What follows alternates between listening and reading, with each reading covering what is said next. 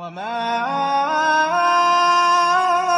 أرسلناك إلا رحمة للعالمين.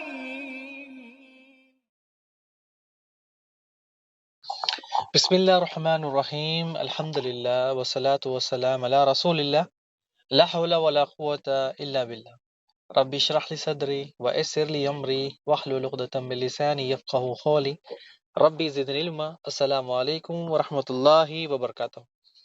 عزت دار بہنیں، عزت دار بھائی، پیارے بچوں، بزرگ دوستوں، آپ سب کا تہہ دل سے استقبال ہے اس ہمارے سیرت نبی صلی اللہ علیہ وسلم ایپیسوڈ 19 میں۔ اب تک ہم نے ایپیسوڈ 18 میں جو پڑھا، جو جانا، جو سنا، اس میں کئی سارے دروس، کئی سارے سبق ہیں ہمارے لیے، لیکن کیا ہم ان دروس، ان سبق سے فائدہ اٹھاتے ہیں یا بس مزے لینے کے لیے سنتے ہیں اور پھر اس کو چھوڑ دیتے ہیں؟ کیا ہم ایسی زندگی جو رسول اللہ صلی اللہ علیہ وسلم کی زندگی پر عمل کرنے کے لیے تیار ہیں یا سننے کے لیے تیار ہیں؟ سننے اور سمجھنے کے ساتھ ساتھ عمل کرنا ہمارے لیے ضروری ہے۔ جب ہم سنتے ہیں رسول اللہ صلی اللہ علیہ وسلم کی زندگی کے بارے میں تو ہمیں محسوس بھی کرنا ہے وہ درد، وہ تکالیف جو رسول اللہ کے اوپر سے گزری، لیکن محسوس تو نہیں کر سکتے، کم سے کم ہمارا جو ایمان ہے اس کو تازہ تو کر سکتے ہیں۔ اگر محسوس نہیں کر سکتے تو ایمان کو تازہ کرے کہ ہاں رسول اللہ صلی اللہ علیہ وسلم کے ساتھ اتنی زیادہ زیادتی ہوئی، تکلیفیں ہوئی، بس کیا جرم تھا کہ وہ اللہ کے رسول ہیں، بس لا الہ الا اللہ کی دعوت دیتے ہیں، نماز پڑھتے ہیں، بس اسی پر ان کی دشمنی۔ تو یہ سارا سب کچھ ہمارے لیے جو جاننے کے ساتھ ساتھ اس پر عمل کرنا، اور اس کے ساتھ ساتھ اس سیرت نبی صلی اللہ علیہ وسلم کی زندگی پر ایک دل میں ایک نرمی ڈالنا، یعنی کہ ہاں آپ کے ساتھ ایسا ہوا، یعنی اتنی تکلیف دی زندگی میں، اگر سنتے ہیں تو دل کے آنسو نکل جاتے ہیں۔ اگر دیکھا جائے تو کیا ہمیں بھی اتنی تکلیف ہوئی صرف ایک نماز پڑھنے سے؟ یا کیا کبھی کسی نے ہمیں ایک تھپڑ لگایا؟ کیا کبھی کسی نے ہمیں مارا کہ تم نے کیوں نماز پڑھی؟ آج تو ایسا نہیں ہے، لیکن رسول اللہ اور صحابہ کو کتنی تکلیفیں دی، کتنی رکاوٹیں سامنے کھڑا کر دی، پہاڑ ٹھہرا دیے، لیکن چپ چپ کر صحابہ نماز پڑھتے تھے۔ جب رسول اللہ صلی اللہ علیہ وسلم کو پتہ چلا اور کہ صحابہ کے ساتھ اتنی زیادتی ہو رہی ہے، اتنی تکلیفیں ہو رہی ہے، تو اب کیا کر سکتے؟ صبر کرتے۔ لیکن ہم پر کیا گزرتی ہے کہ اللہ سبحانہ وتعالیٰ نے ہمیں بیٹھے بٹھائے، بنا خواہش کے، بنا تمنا کے، بنا دعا کے ماں کے پیٹ سے پیدا کر دیا، انسان بنا دیا، انسان بنانے کے ساتھ ساتھ ہمیں مسلمان بنا دیا۔ یہ اللہ سبحانہ وتعالیٰ کی کتنی بڑی نعمت ہے ہم پر۔ یعنی اسلام قبول کرنا، جس طرح آپ کو بتایا تھا خباب بن رت کے بارے میں کہ جب وہ کہے کہ تکلیفیں بہت زیادہ ہو گئی، تو آپ نے کیا فرمایا کہ جب کوئی شخص کہتا ہے کہ میں اسلام قبول کر دیا تو اسے زمین میں دھسا دیتے اور 2 ٹکڑے کر دیتے۔ یعنی آج اگر آپ کہیں کہ میں نے اسلام قبول کر لیا تو آپ کے ساتھ کوئی معاملات ہوتا ہے؟ یعنی اگر آپ کہیں کہ میں نماز پڑھتا ہوں تو کوئی آپ کو تھپڑ لگاتا ہے؟ صحابہ کے ساتھ کتنے زیادہ ان کو تکلیفیں دی، کتنا ان کو ٹارچر کیا، پانی کے غوطے دیے، سمیہ کو چینر دیا گیا، عمار کے والد یاسر کو مار دیا گیا، خباب بن ارت کو تڑپا دیا گیا۔ یعنی ایک ایک اگر دیکھے جائے تو ہمارے رسول اللہ صلی اللہ علیہ وسلم پر، صحابہ پر اتنی تکلیفیں آئیں، ہمارے لیے تو دین زندگی کتنی آسان ہے۔ یعنی آپ پچھلے ایپیسوڈ میں ہم نے پڑھا تھا کہ جب رسول اللہ صلی اللہ علیہ وسلم نماز پڑھے تھے، ابو جہل نے وارننگ دی کہ محمد صلی اللہ علیہ وسلم دوبارہ نماز نہیں پڑھنی۔ پھر آپ صلی اللہ علیہ وسلم دوبارہ نماز پڑھے تو کیا کہنے لگا کہ محمد صلی اللہ علیہ وسلم کہ اگر تم دوبارہ پڑھو گے تو تمہارا یعنی خیر نہیں۔ یعنی پچھلے ایپیسوڈ میں ہم نے بتایا تھا کہ جہنم کے داروں کے اللہ سبحانہ وتعالیٰ نے کہا کہ تم اپنے مجالس کے لوگوں کو بلا۔ ابو جہل تو کیا کہنے لگا کہ میں اس وادی میں سب سے بہترین شخص ہوں، سب سے اونچا آدمی ہوں، اپنی تعریف کرنے لگا۔ تو اللہ نے کیا کہا کہ تم اپنے مجالس والوں کو بلاؤ، ہم بھی جہنم کے داروغوں کو بلائیں گے۔ تو ابو جہل نماز پڑھنے سے روکتا تھا۔ اب یہ صورتحال یہ ہو گئی، اتنی زیادہ خطرناک ہو گئی کہ ایک ایک دن، ایک ایک لمحات بہت سختی سے گزر رہے تھے صحابہ کے اوپر۔ رسول اللہ صلی اللہ علیہ وسلم کو دین کے روکنے کے لیے مکہ کے جو لوگ تھے، کافر تھے، وہ نئی نئی پلاننگ ڈیلی، ہر روز صحابہ پر ظلم کرے، ہر روز صحابہ کو تکلیف دے، ہر روز صحابہ کو رگڑ دے، کسی نہ کسی طرح سے ان کو شکار بنایا جائے۔ تو اب جب ظلم کی انتہا زیادہ ہو گئی، مشرک ہر روز پلان بنا رہے تھے اپنے دارالندوا میں بیٹھ کر اب یہاں مسلمانوں نے بھی اپنا سیکریٹ پلیس بنا لی۔ صفحہ پہاڑی کے پاس دار الارقم جو جگہ ہے، ایک چھوٹا سا گھر تھا، ارقم بن ارقم مخزومی رضی اللہ تعالیٰ عنہ کا۔ تو اب ہوا کیا کہ جب کافروں کی بھی مجالس چلتی تو یہاں، اور آپ صلی اللہ علیہ وسلم نے بھی ایک چھوٹا سا اپنا سیکریٹ پلیس بنا لیا، جہاں آپ صلی اللہ علیہ وسلم صحابہ کو قرآن، ان کی تعلیمات دیتے، اس کی تعلیمات دیتے، اور جو کوئی اسلام لاتا ہے یا اسلام کی ان کو جو بھی کچھ ڈیٹیل چاہیے تو انہیں دارالارقم لے کر آتے ہیں۔ اب یہاں ہوتا کیا ہے کہ پہلے تو چھپ چھپا کر عبادتیں چل رہی تھی، لیکن صحابہ چھپ چھپ کر دعوتیں دے رہی تھی، لیکن صرف ایک واحد شخص رسول اللہ صلی اللہ علیہ وسلم کھلے عام نماز پڑھتے، کھلے عام لوگوں کو دعوت دیتے، لیکن صحابہ تو کمزور تھے، وہ سامنے تو عبادت نہیں کر سکتے تھے۔ لیکن جو شروعات کے دو دور تھے، مکہ کے کافر تھے، اگر ان کو پتہ چل جاتا کہ یہ مسلمان ہو گیا، یہ نمازیں پڑھ رہا ہے، تو پھر اس کی تو خیر ہی نہیں۔ اب رسول اللہ صلی اللہ علیہ وسلم نے ایک پلان بنایا مسلمانوں کے لیے کہ کس طرح مسلمانوں کو مشرک لوگوں سے دور رکھا جائے۔ تو رسول اللہ صلی اللہ علیہ وسلم نے پلان بنایا کہ مشرک تو بس انتظار میں کہ کب مسلمان ملے اور ان کا آمنا سامنا ہو جائے، جب اگر آمنا سامنا ہو جائے تو پھر کام تمام کر دیں۔ اب یہاں رسول اللہ صلی اللہ علیہ وسلم نے کیا کیا کہ صحابہ تو کمزور ہیں، اگر وہ مقابلہ کرنے جائے تو پیس دیے جائیں گے، یعنی آپ صلی اللہ علیہ وسلم نے کہا کہ سب برداشت کرے، صرف ڈیفنس کرے۔ کیا ڈیفنس کرے؟ کہ اگر وہ مارتے ہیں تو مار برداشت کرے، اگر وہ گھسیٹے تو بس گھسیٹے برداشت کرے، کوئی بھی اپنا ہاتھ نہیں اٹھائے گا۔ یعنی اگر ابو جہل اتنی تکلیفیں دے رہا تھا تو عمار رضی اللہ تعالیٰ تلوار اٹھاتے اور اس کا کام تمام کرتے، اور اس کے بدلے وہ بھی مر جاتے۔ علی رضی اللہ تعالیٰ اٹھاتے تلوار، ابو جہل کا کام تمام کرتے اور خود بھی مر جاتے۔ امیہ بن خلف، بلال رضی اللہ عنہ تلوار اٹھاتے، اپنے مالک کی خطر جان لے لیتے، ختم۔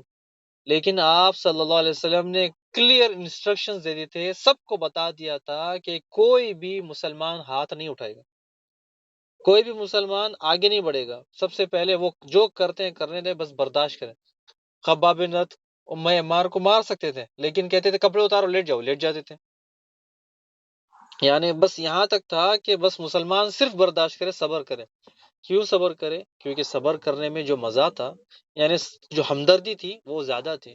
یعنی اگر یہ صبر نہیں کرتے، وہ ایک مارتے تو ان کو موقع مل جاتا کافروں کو، مسلمانوں کو کرش کرنے کے لیے، پیسنے کے لیے۔ اسی لیے آپ صلی اللہ علیہ وسلم نے کہا کہ ابھی تم لوگ تھوڑے ہو، اللہ نے حکم دیا ہے تمہیں، بس برداشت کرو، اور عنقریب تمہارے ہاتھ کھول دیے جائیں گے، اس کے بعد تم ایک ایک ہاتھ ان سے کر لینا، یعنی جنگ بدر، جنگ احد میں۔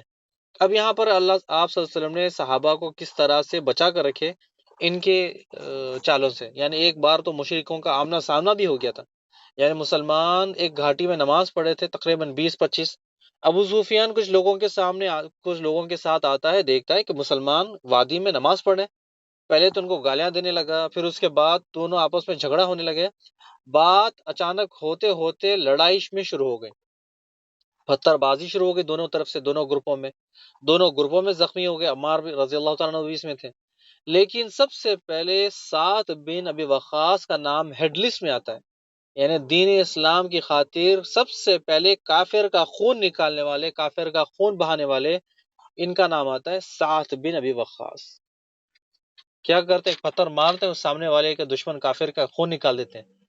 اب یہاں جب دونوں میں لڑائی ہوئی، دونوں گروپوں میں لڑائی ہو گئی، یعنی اچانک سے ہو گیا تھا، اور یعنی پلان کچھ نہیں تھا، لیکن دونوں جو گروپ تھے وہ الگ الگ ہو گئے۔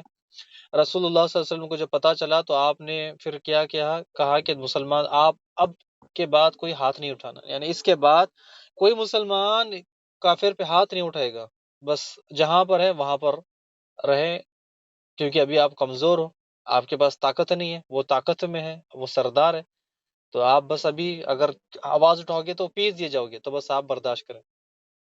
تو آپ صلی اللہ علیہ وسلم نے ایک جگہ بنا دی، ایک جگہ مقرر کری جہاں مسلمان آرام سے چھپ کر عبادت کر سکے، تاکہ کافروں کی نگاہ میں بھی نہ آئے، اور کافروں کو پتہ بھی نہ چلے، اور صحابہ کو کوئی تکلیف ہی نہ پہنچے، اور کافروں کے بالکل ان کی نظروں سے دور، اور ان سے ٹکراؤ بھی نہ ہو۔ اس لیے آپ صلی اللہ علیہ وسلم نے ایک خفیہ ٹھکانہ چنا، دارالارقم۔ یہاں پر میٹنگیں ہوتی مسلمانوں کی، عبادتیں ہوتی، قرآن سیکھتے، جو بھی کچھ بھی باتیں ہوتی، یہ سارا سب کچھ چلتا۔ اب اس وقت رسول اللہ صلی اللہ علیہ وسلم کی عمر 45 سال تھی، یعنی نبوت کا 5واں سال۔ مکہ کے کافر ڈیلی بیسس پہ ہر روز کی طرح میٹنگیں کرتے، نئے نئے پلاننگ برتے، کس طرح سے ظلم کرے، کس طرح سے ظلم بڑھائے، کس طرح صحابہ کو ٹارچر کرے، اور صحابہ اکرام بس برداشت کر رہے، یعنی برداشت کے باہر ہو رہی ہے ہر روز، یعنی تکلیفیں بڑھتے جا رہی، لیکن اللہ نے حکم دے دیا، آپ صلی اللہ علیہ وسلم نے بتا دیا کہ کوئی بھی ہاتھ نہیں اٹھائے گا، اب کیا کریں؟ پھر اللہ سبحانہ تعالیٰ نے سورہ کہف نازل کیا، اس میں بتایا کہ دیکھو کہ تم ایسے لوگ نہیں ہیں جو تم پہ تکلیفیں آئیں، تم سے پہلے بھی لوگ تھے جن کو تکلیفیں آئیں، تاکہ صحابہ کا جو دل ہے وہ مضبوط ہو جائے۔ یعنی پھر سورہ کہف میں غار والوں کا واقعہ بتایا، دین کی خاطر انہوں نے کس طرح اپنا گھر بار سب چیز چھوڑا اور غار میں پناہ لی۔ ذوالقرنین کے بارے میں بتایا، ذوالقرنین اللہ سبحانہ تعالیٰ اللہ کا بندہ تھا، اور پھر اللہ سبحانہ تعالیٰ جسے چاہے دنیا میں وارث بنا دیتا ہے، جو جگہ چاہیے وہ وارث بنا دیتا ہے۔ پھر اس کے بعد اللہ سبحانہ تعالیٰ نے سورہ زمر نازل کی، اس میں اشارہ کر دیا کہ اللہ سبحانہ تعالیٰ کی زمین بہت بڑی ہے۔ پھر آپ صلی اللہ علیہ وسلم نے سب سے پہلی مسلمانوں کی ہجرت کا حکم دیا، یعنی ایتھوپیا، حبشہ کی طرف، جو حبشہ کا بادشاہ تھا وہ نجاشی، یہ بعد میں مسلمان ہوتا ہے، آپ صلی اللہ علیہ وسلم اس کی جنازے کی نماز بھی پڑھتے ہیں، یعنی غیبانے جو جنازے کی نماز ہے تو اس کی نماز بھی پڑھتے ہیں۔ غیبانہ جنازے کی نماز، یعنی وہ شخص جو دین کی خاطر اس کی بڑی خدمتیں ہیں اور وہ بہت دور ہے اور ہمیں پتہ چلا کہ وہ اس کا انتقال ہو گیا، تو پھر ہم اس کی غیبانہ نماز یہاں پر پڑھ سکتے ہیں۔ مثال کے طور پہ کوئی ایک بہت بڑے شیخ ہے سعودیہ میں، وہ بڑے فوت ہو گئے، انتقال ہو گیا، تو پھر ان کی بڑی خدمتیں تھی دین اسلام کی خاطر، تو بحرین میں، انڈیا میں، پاکستان میں، بنگلہ دیش میں ان کی غائبانہ نماز پڑھی جا سکتی ہے۔ جس طرح سیریا میں ایک بہت بڑا حادثہ ہوا تھا، تو یہاں بحرین میں ہمارے پاس ترکی کا جو سیریا ترکی میں ان کا حادثہ ہوا، ہزاروں لوگ دنیا اللہ کے پاس پیارے ہو گئے، دنیا سے چلے گئے، تو پھر ان کی غائبانہ نماز بھی پڑھائی گئی تھی یہاں پر۔ اسی طرح آپ صلی اللہ علیہ وسلم نے اس ایتھوپیا کے بادشاہ تھا نجاشی، اس کی بھی نماز پڑھی۔ اب آپ صلی اللہ علیہ وسلم نے مسلمانوں کو حکم دیا کہ آپ لوگ حبشہ کی طرف چلے جائیں، تو آپ صلی اللہ علیہ وسلم نے کہا کہ دیکھیں کہ اپنا اگر دین بچانا ہے، اپنی جان بھی بچانی ہے، تکلیفیں اگر برداشت نہیں کرنی ہے، تو پھر یہاں سے ایک ہی راستہ، یہاں سے چلے جاؤ۔ تو 5 نومبر کو مسلمانوں کا ایک قافلہ تجارت کے لیے نکلتا ہے، جس میں 12 آدمی، 12 مرد، 4 عورتیں، یعنی ٹوٹل 16 لوگ، اور اس کے امیر آپ صلی اللہ علیہ وسلم کے داماد عثمان رضی اللہ تعالیٰ عنہ اس کے امیر بن گئے، اور جو رقیہ بنت محمد صلی اللہ علیہ وسلم، جو جو عثمان رضی اللہ عنہ کی زوجہ تھی، ان کی وائف تھی، وہ ان کے ساتھ ہجرت کر دی۔ اب ان لوگوں نے اپنا آبائے وطن، مال، دولت، زمین، رشتہ دار سبھی چھوڑ کر جانا ہے، حتیٰ کہ رسول اللہ صلی اللہ علیہ وسلم کو بھی چھوڑ کے جانا ہے، لیکن ظلم تو برداشت نہیں ہو رہا ہے، تو اب کیا کریں؟ تو پھر آخرکار انہوں نے پلان بنایا کہ یہاں سے ہجرت کرتے ہیں۔ رسول اللہ صلی اللہ علیہ وسلم فرماتے ہیں، ابراہیم علیہ السلام، لوط علیہ السلام کے بعد سب سے پہلا گھرانہ یہ ہے جس نے اللہ کی راہ میں ہجرت کی، یعنی ابراہیم اور لوط علیہ السلام کے بعد کسی نے دین اسلام کے لیے ہجرت نہیں کی، یہ سب سے پہلا گھرانہ ہے جو عثمان رضی اللہ تعالیٰ عنہ کا، کہ جو دین کی خاطر، اسلام کی خاطر ہجرت کرتے ہیں، ہجرت یعنی سفر کرتے ہیں۔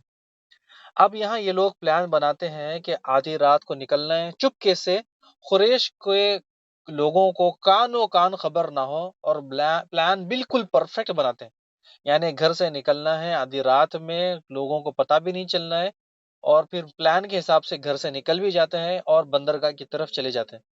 وہاں 2 تجارتی کشتیاں بس بالکل موجود تھی، نکلنے والی تھی، تو اب وہاں سے کیا ہوتی ہے، کشتیاں وہاں سے نکلتی ہے اور وہ اس میں بیٹھ جاتے ہیں، یعنی ان کشتیوں میں بیٹھ جاتے ہیں اور حبشہ کی طرف روانہ ہو جاتے ہیں، سبھی چیزیں پیچھے چھوڑ دیتے ہیں۔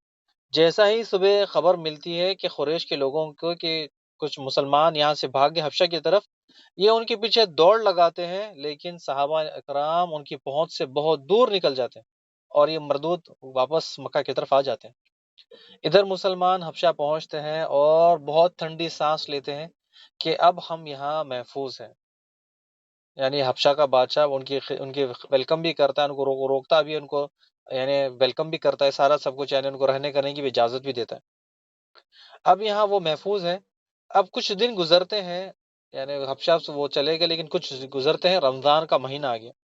اب یعنی رمضان کا جو مہینہ تو آ گیا، لیکن ابھی آج بھی جو رمضان چل رہا ہے، ابھی بھی رمضان چل رہا ہے، لیکن رمضان کے روزے جب فرض نہیں ہوئے، پہلے رمضان کے روزے بعد میں جب جاتے ہیں تو فرض ہوتے ہیں، ابھی فرض نہیں ہوئے۔ ایک بہت بڑا واقعہ آیا گیا، یعنی بہت بڑا واقعہ ہو گیا، یعنی قرآن مجید کی سورہ سجدہ جو قرآن مجید میں سجدہ بھی آتے ہیں اس کے متعلق، اور رسول اللہ صلی اللہ علیہ وسلم جب قرآن پڑھتے تو مشرک لوگ زور زور زور سے چیخیں مارتے. ان کا ایک رول بن گیا تھا، ایک انہوں نے کیا کیا، شور شرابہ کرو جب قرآن پڑھے. اب یہ واقعہ ہو گیا کہ ایک بار مکہ کے تمام لوگ، کافر سردار سب لوگ بیٹھے تھے. اچانک سے رسول اللہ صلی اللہ علیہ وسلم میں حرم میں آتے ہیں اور سورہ نجم کی تلاوت شروع کرتے ہیں. یعنی جیسے ہی سورہ نجم کی تلاوت کرتے ہیں، کافروں کو موقع ہی نہیں دیتے کہ وہ ہنسی مذاق اڑائے، شور شرابہ کرے. یعنی آپ صلی اللہ علیہ وسلم نے یعنی ان کو سوچنے کا موقع ہی نہیں دیا، سیدھا تلاوت شروع کر دی. اور تلاوت بھی ایسے نہیں کہ زور زور سے، تلاوت جو زور زور سے شروع کر دی. اور جو مکہ کے لوگ تھے، مکہ کے کافر بڑے بڑے سردار، وہ سن رہے تھے کہ جب وہ سورہ نجم کی ہے کہ تاروں کی قسم جب وہ غائب ہو جاتے ہیں. رسول اللہ صلی اللہ علیہ وسلم کا انداز ایسا انداز تھا کہ ہر ایک آدمی جو مکہ کا سردار تھا وہ سن رہا ہے. رسول اللہ صلی اللہ علیہ وسلم نے موقع پا کر 1 سے لے کر 62 تک آیتیں سنا دی. تمام لوگ سن رہے، ایک ایک کر ایک ایک آیت وہ سن رہے. جیسا ہی رسول اللہ صلی اللہ علیہ وسلم آخری کی طرف آتے ہیں، یعنی اس طرح سے ہے کہ اللہ فرماتا ہے قرآن مجید میں کہ قیامت بہت قریب ہے، بالکل قریب پہنچ گئی ہے. قیامت میں صرف اللہ سبحانہ تعالیٰ ہی لوگوں کو بچا سکتا ہے، کوئی ایک دوسرے کو بچا نہیں سکتا. اور تم لوگ اس اللہ کے کلام کا انکار کرتے ہو، اور تم لوگ ہنسی مذاق کرتے ہو اللہ کے کلام کا. تم لوگ غفلت میں ہو، اور تم لوگ اللہ کے آگے سجدہ کرو، اس کی عبادت کرو. جیسے ہی آپ صلی اللہ علیہ وسلم اس کی جو آیات ہے 61 62 پڑھتے ہیں، تمام لوگ جب رسول اللہ سجدے میں جاتے ہیں تو آپ صلی اللہ علیہ وسلم کے ساتھ ساتھ تمام مکہ کے لوگ سجدے میں گر جاتے ہیں. یعنی سجدے میں آپ صلی اللہ علیہ وسلم چلے جاتے ہیں، اور تمام مکہ کے سردار بھی آپ صلی اللہ علیہ وسلم کے ساتھ سجدے میں چلے جاتے ہیں. اب سجدہ ختم ہوتا ہے، اٹھتے ہیں، اٹھ کے ایک دوسرے کو دیکھنے لگتے، تم نے سجدہ کیا، تم نے سجدہ کیا.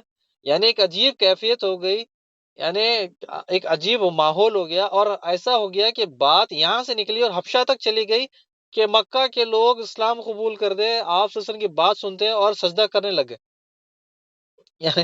یعنی بات اتنی تیزی سے اتنی وہاں پر چلی گئی. اور جب تمام لوگوں کو پتا چلا مکہ کے کہ ان سرداروں نے سجدہ کیا، تو ان کو پکڑنے لگے، ذلیل کرنے لگے کہ تم سجدہ کیوں کرتے ہو؟ ہاں ہمیں بتائے کیوں سجدہ کیا، تم نے کیوں قرآن سنتے ہو؟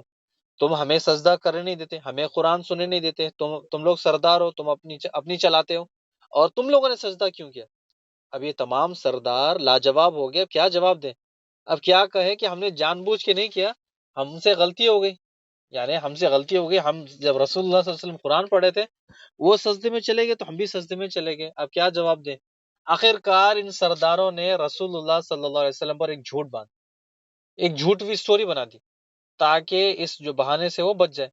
کہنے لگے کہ رسول اللہ صلی اللہ علیہ وسلم نے ایک قرآن میں ایک ایسی آیت پڑھی کہ جس وجہ سے ہم نے بھی سجدہ کیا. اور کیا جھوٹ بانا کہ رسول اللہ صلی اللہ علیہ وسلم نے کیا پڑھا کہ آپ صلی اللہ علیہ وسلم نے پڑھا کہ اونچے ہیں ہماری دیویاں اور ان کی سفارش قبول کی جائے گی. یعنی آپ صلی اللہ علیہ وسلم پہ جھوٹ بانا کہ ہمارے بتوں کی انہوں نے تعریف کی، اسی لیے ہم نے سجدہ کیا. اب جو مکہ کے جو لوگ، انہوں نے تو سرداروں نے تو جھوٹ بول دیا، اپنے آپ کو بچا لیا، لیکن لوگوں کو سمجھ آ گیا کہ انہوں نے جھوٹ بانا، کہانی کچھ اور تھی، بات کچھ اور تھی، انہوں نے کچھ اور کہہ دیا. اچھا اب یہاں پر تو مکہ کے لوگوں میں تو پتہ چل گیا کہ ہاں یہ جھوٹا موٹا واقعہ، یعنی ان لوگوں نے سجدہ کر دیا، مسلمان نہیں ہوئے، بس ایسے ہی ہو گیا. اب جب حبشہ خبر پہنچی، اب ایک چھوٹی سی خبر بہت بڑی نیوز تماشا بن گئی. یعنی آپ کو پتا ہے نا کہ ایک چھوٹی سی نیوز ہوتی ہے، لیکن نیوز والے اس کو چمتکار ڈال کر، نمک مرچی ڈال کر اس میں سارا سب کچھ کتنا بڑا بنا دیتے ہیں. اب جب حبشہ نیوز پہنچی کہ 16 مسلمانوں کو خبر ملی، مکہ کے تمام لوگ مسلمان ہو گئے، یعنی ایمان لے کر آ گئے. اب جب انہیں پتا چلا کہ یہ لوگ ایمان لے کر آ گئے تو امن کی جگہ ہے، اب کیا کریں؟ اب ان لوگوں نے فیصلہ کر لیا کہ اب ہم مکہ واپس جاتے ہیں، اور مکہ جانے کر وہاں پر امن سے رہتے ہیں. جب مسلمان ہو گئے تو پھر کیا ڈر، ہمارا باپ و اجداد کا گھر ہے، ہمارا سب رشتہ دار ہے، سب چیز ہے، تو وہاں پر جاتے ہیں. آپ فیصلہ کرتے ہیں اور سفر شروع کرتے ہیں حبشہ سے. ایتھوپیا سے حبشہ سے سفر شروع کر کے مکہ آتے ہیں. اب مکہ سے کچھ ہی دور ہی تھی، یعنی 1 دن 2 دن کا کچھ فرق تھا، آنے والے تھے.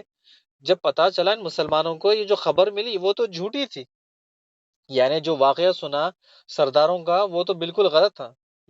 سجدہ تو کیا لیکن مسلمان نہیں ہوئے. اب کیا کریں؟ اب یہاں پر ان دونوں میں یعنی کچھ لوگ ان میں دو گروپ بن گئے، کچھ ایک گروپ نے ایک میں کہا کہ ہم واپس لے جائیں گے کیونکہ مکہ کے لوگ ہمیں نہیں چھوڑیں گے، ایک گروپ نے کہا کہ ہم مکہ واپس چلتے ہیں، رسول اللہ صلی اللہ علیہ وسلم کو اکیلے چھوڑنے میں ہم نے چھوڑ دیا، اب ان کو اکیلے وہ تکلیف برداشت کرے اور ہم مزے میں یعنی آرام کریں، وہ برداشت کر رہے اور ہم آرام سے وہاں رکیں، ایسے نہیں۔ تو پھر اس میں ہوا کیا کہ کچھ لوگ حبشہ واپس چلے گئے اور کچھ لوگ مکہ کی طرف واپس آ گئے۔ اب جب مکہ میں آتے ہیں تو پھر کیا کرتے ہیں کہ بڑے بڑے سرداروں سے پناہ مانگتے ہیں کہ دیکھو کہ ہم تو حبشہ آ گئے، حبشہ سے یہاں پر آ گئے، اب تم ہماری مدد کرو، اب تم اپنی پناہ میں رکھو، اگر تم اپنی پناہ میں رکھو گے تو پھر کوئی بھی بڑا سردار جب اپنی پناہ میں رکھ لے گا تو پھر کوئی بھی کسی کی ہمت نہیں کہ ان کو تکلیف دے۔ تو عثمان رضی اللہ تعالیٰ عنہ اور جتنے تھے اور کچھ ساتھی یہاں پر رک جاتے ہیں، باقی کچھ وہاں پر چلے جاتے ہیں۔ یہ تھا واقعہ سورہ نجم کا، کہ جب سورہ نجم کی جب آیات تلاوت ہوتی ہے تو ہم بھی سجدہ کرتے ہیں، وہ سجدہ ہے جو ہم مسلمانوں پر ہم پر فرض نہیں ہے، یعنی اگر چاہے تو کرے یا پھر چاہے تو نہ کرے، تو یہ سجدہ جب آپ صلی اللہ علیہ وسلم سجدہ کرتے ہیں تو تمام لوگ سجدہ کرتے ہیں، اور پھر نیوز چلے جاتی ہے حبشہ، اور حبشہ کی نیوز پھر وہ لوگ واپس آتے ہیں، یہ سارا معاملات ہوتا ہے۔ پھر یہیں پر آج کی جو ہماری ایپیسوڈ 19 ہے اس کو روکتے ہیں۔ بارک اللہ فیک و جزاکم اللہ خیر۔ پھر اگلے ایپیسوڈ 920 میں انشاءاللہ دوسری جو حبشہ تھی، جو ہجرت تھی، جس میں تقریباً 80 کے اوپر مرد جاتے ہیں، وہ انشاءاللہ وہ لیں گے۔ تو بارک اللہ فیک و جزاکم اللہ خیر۔ اللہ سبحانہ وتعالیٰ آپ لوگوں کو خوش رکھے، اور اللہ سبحانہ وتعالیٰ آپ سب کے تمام حسنات کو، رمضان کی عبادتوں کو قبول کرے۔ جو ہمارے ساتھ بھائی بہن نئے جڑے ہیں ان کے لیے ایک نوٹ ہے کہ رمضان کے لیے خاص ہماری جو کلاسیں ہیں وہ 2:30 بجے انڈیا کی ٹائم اور 2:30 بجے بحرین کی ٹائم اور 5 بجے انڈیا کی ٹائم ہے۔ پھر اس کے بعد جیسے ہی رمضان گزرے گا تو پھر یہ ٹائمنگ بالکل چینج ہو جائے گی۔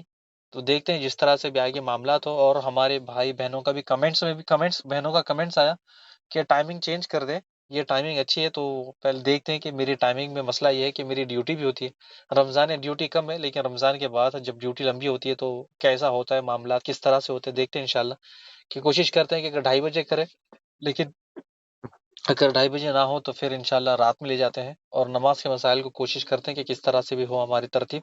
تو اب نماز کے مسائل بھی ہمارے ختم ہونے والے ہیں وہاں پر۔ تو اللہ سبحانہ تعالیٰ سے دعا ہے کہ ہم جو سنتے ہیں اللہ سبحانہ تعالیٰ ہمیں رسول اللہ صلی اللہ علیہ وسلم کی زندگی محسوس کرنے والا بنا، اور جس طرح اللہ فرماتا ہے قرآن مجید میں، یا ایھا الذین آمنوا اطیعوا اللہ واطیعوا الرسول، کہ اے ایمان والو اطاعت کرو اللہ کی، اطاعت کرو رسول اللہ صلی اللہ علیہ وسلم کی، تو ہمیں اطاعت والا بنا، اور ہمیں جو سبق ہے اس میں سبق حاصل کرنے والے بنائے، جو اس میں عبرت نات واقعہ ہے ہمیں اس میں عبرت جو واقعے کو پکڑنے والا بنا، اور ہماری زندگی کو آسان کر، اور ہماری نمازوں کو، عبادتوں کو قبول کر۔ بارک اللہ فیک و جزاکم اللہ خیر۔ السلام علیکم ورحمۃ اللہ وبرکاتہ۔